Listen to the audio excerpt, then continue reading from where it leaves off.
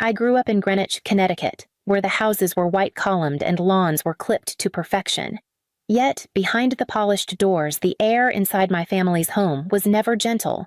From as early as I can remember, my place was marked not only by the long walnut table in our dining room, but by the name my parents gave me when they thought I couldn't hear: the dumb one.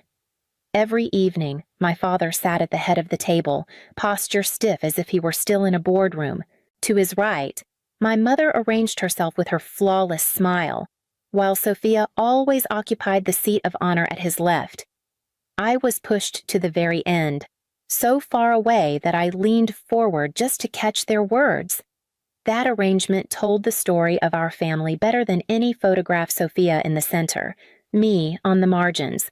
When Sophia came home with her report cards lined with A's, there were toasts and plans for celebrations.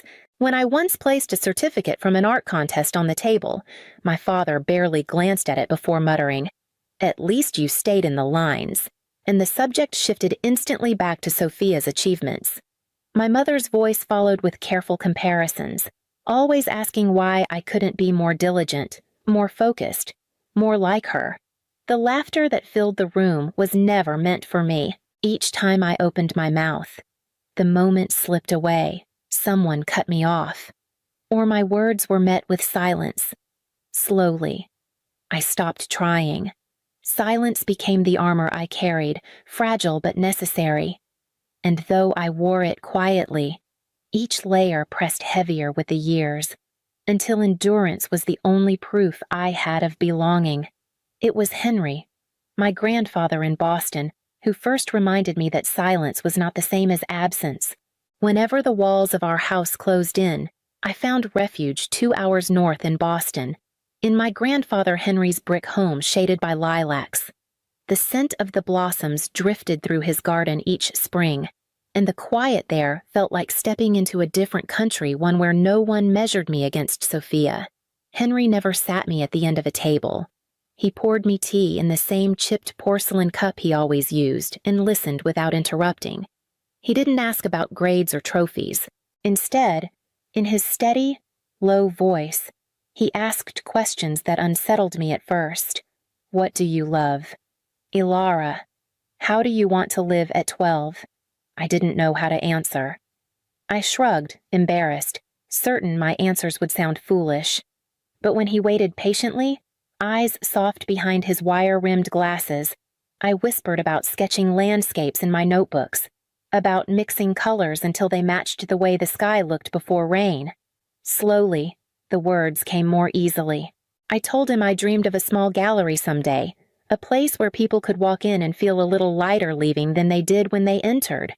Henry smiled as though I'd revealed a great secret. That is who you are, he said. Not the names they give you, not the shadow you've been placed in. Patience, humility, and the way you listen, those are rarer than brilliance. One day, when it matters most, you'll see their worth.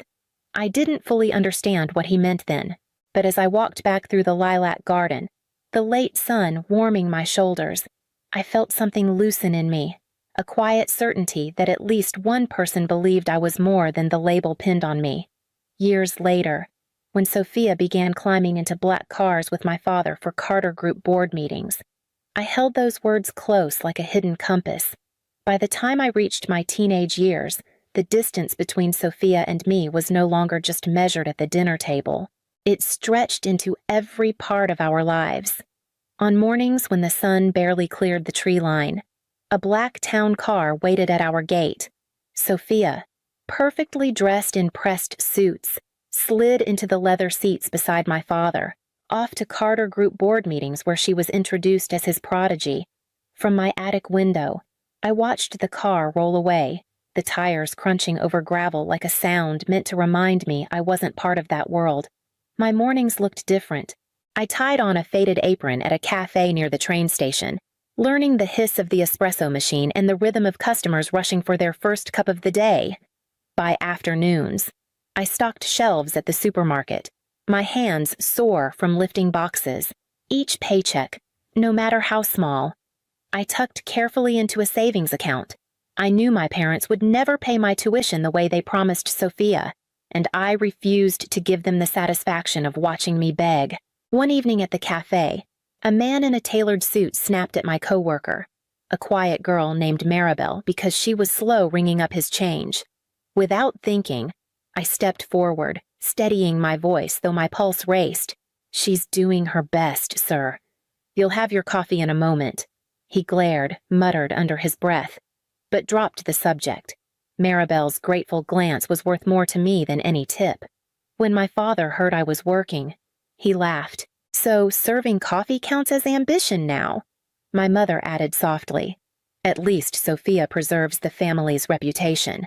Their words stung, but I refused to let them erase the pride I carried in earning even a few dollars on my own.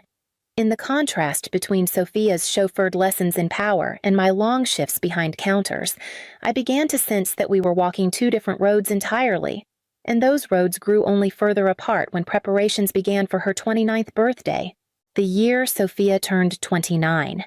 The Whitfield house in Greenwich transformed into something more like a campaign headquarters than a family home.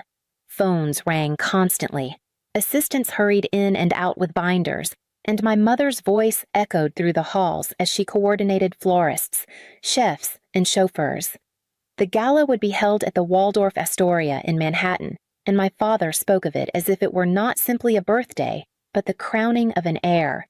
Sophia was at the center of it all, paraded through fittings on Fifth Avenue where sequined gowns shimmered beneath chandelier lights. Saleswomen cooed over her as though she were royalty, and my mother glowed with pride at every compliment. I waited outside the fitting rooms, arms folded, ignored for hours until my feet ached.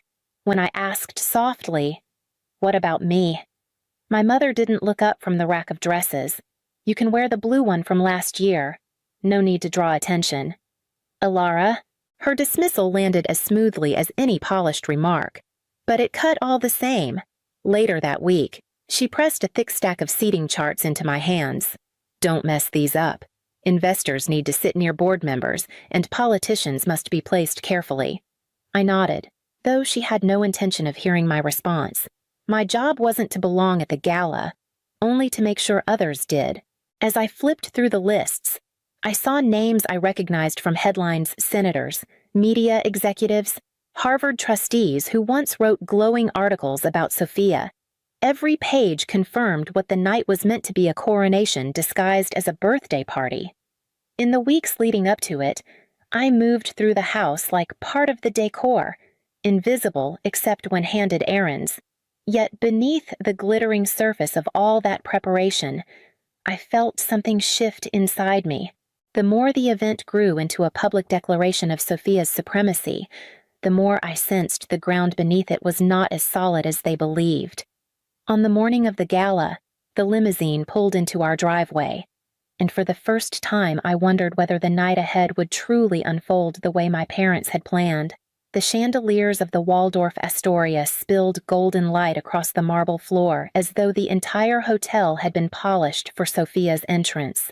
Guests in tuxedos and gowns streamed through the ballroom doors, their voices mingling in a chorus of laughter, handshakes, and congratulations.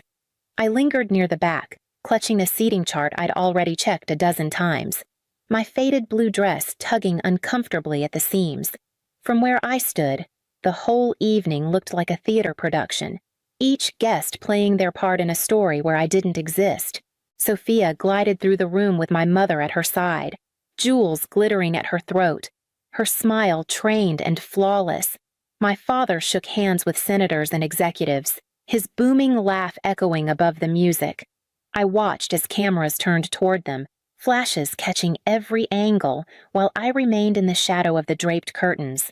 When dinner plates were cleared and the champagne was poured, the master of ceremonies invited my father to the stage. He walked with the confidence of a man certain the world belonged to him. Adjusting the microphone as silence fell, his eyes shone with pride as he raised his glass. "Tonight we celebrate not just my daughter Sophia's 29th birthday, but the future of the Whitfield legacy." The applause began even before he listed what that legacy meant. "Sophia will inherit Carter Group, valued at $95 million. She will inherit our Upper East Side mansion, worth $15 million. And, as a token of our pride, she will also take the keys to her brand new Tesla.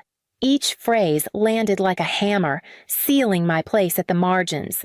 The crowd erupted, glasses clinking, voices lifting in cheers. Sophia stepped forward, bowing her head graciously, basking in the glow as if the lights had been hung only for her. My mother dabbed her eyes with a napkin, overcome with rehearsed emotion. I sat frozen at the back, my hands clenched in my lap. The sound of clapping grew so loud it seemed to swallow the air, drowning out the thud of my own heart. I forced myself to breathe, but the humiliation pressed down like a stone. No one looked my way. No one even seemed to remember I existed. And it was in that suffocating silence that a stranger in a black suit began walking steadily toward me. He stopped in front of my table as if the sea of guests had parted just for him. Tall, broad-shouldered, his face was set in stern lines, unlike the polished smiles around us.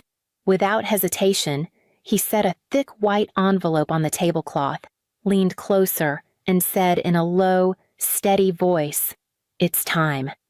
Before I could answer, he straightened and walked away, his footsteps swallowed by the music and laughter. No one else seemed to notice him. My hands trembled as I slid the envelope into my lap, hiding it beneath the folds of my dress.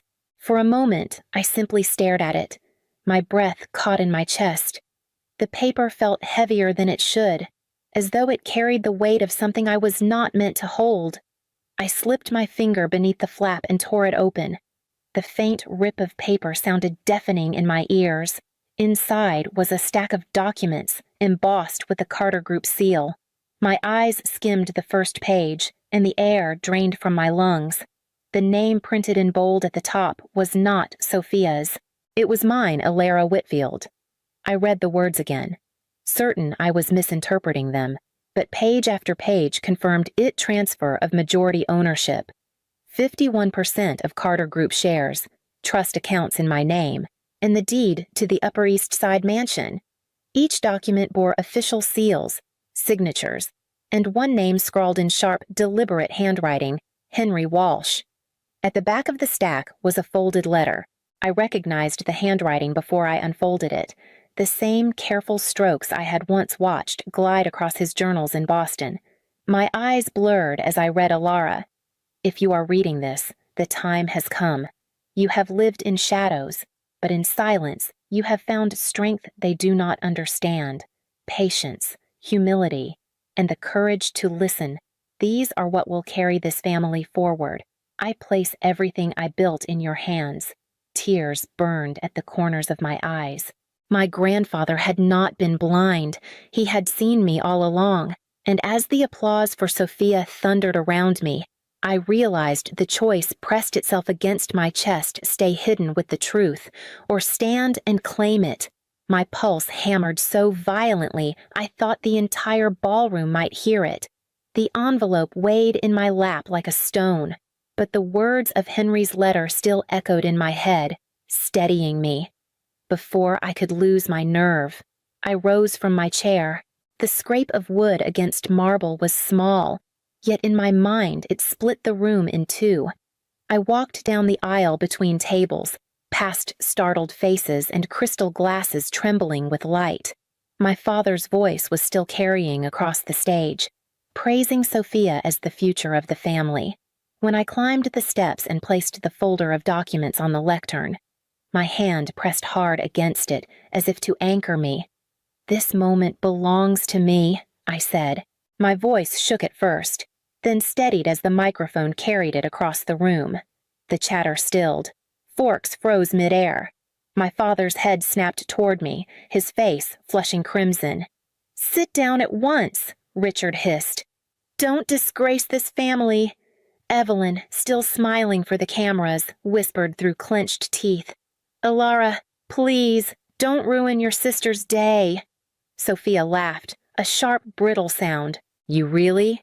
What could you possibly have to say?" I lifted the first page high so the blue seal caught the lights. Henry Walsh signed these transfers. Majority ownership of Carter Group, the Upper East Side mansion, the trusts, all in my name. Gasps rippled through the hall. Richard lunged forward, hand outstretched to seize the papers, but I was quicker. I unfolded the letter and began to read, each word steady, as if Henry himself spoke through me. Patience, humility, and the courage to listen. These are the true qualities of a leader. I place everything I built in your hands. The silence that followed cracked when Sophia shrieked, "That's impossible. I'm the one who deserves it." Her voice echoed off the chandeliers, brittle against the weight of Henry's words. And in that moment, the balance in the room shifted, leaving every eye fixed not on Sophia, but on me. The ballroom doors opened, and a hush swept through the crowd. Even before I saw him, I recognized the measured tap of his cane against the marble floor. Henry entered slowly, his shoulders stooped with age, but his presence commanding more silence than my father's speeches ever had. He walked down the center aisle, eyes fixed on me, then climbed the steps with deliberate care until he stood beside me. Richard's jaw tightened. "Father-in-law, tell her this is madness. She's making a spectacle of us." Henry's gaze cut sharply toward him. "I know what I signed, Richard, and I know why."